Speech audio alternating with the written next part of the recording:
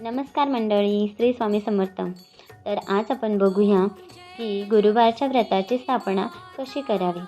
मार्गशीर्ष हा हिंदू पंचांगातील एक अत्यंत शुभ महिना मानला जातो, जो धनसमृद्धीची देवी लक्ष्मीला समर्पित आहे.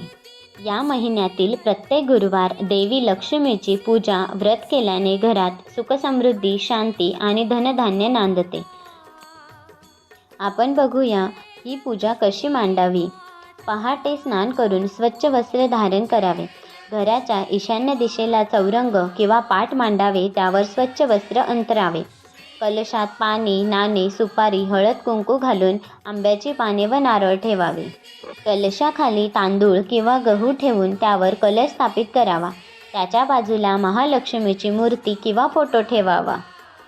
रांगोळी काढावी. कलशावर हळद कुंकू व अक्षता वाहावे. फुलांनी सजावट करावी.